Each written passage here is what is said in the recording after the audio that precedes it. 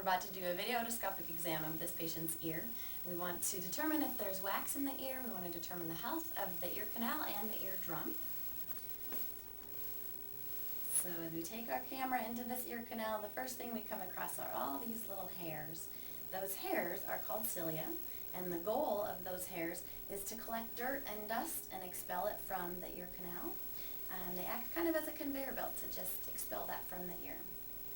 As we go down farther, we can see there's just no evidence of wax in this ear canal. Wax can be a yellowish, brownish substance that is produced typically at about the halfway point and outward, but we don't see any as we go down here.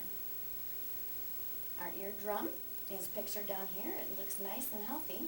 In this upper left quadrant, we see one of the bones of the middle ear leaning up against that eardrum, and that's a good indication that the eardrum is attached, that it's going to be mobile. Down at the bottom left quadrant, we see what we call the cone of light, and that's a landmark that we look for. It indicates that the eardrum is pulled taut and it's reflecting light back to us.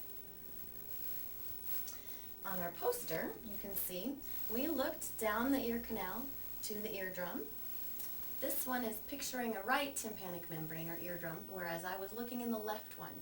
So the bone of the middle ear is actually in the upper right quadrant, and the cone of light is in the bottom right quadrant, but they are both pictured, and that looks good. So his ear canal is nice and clear, and we're ready to do a hearing test.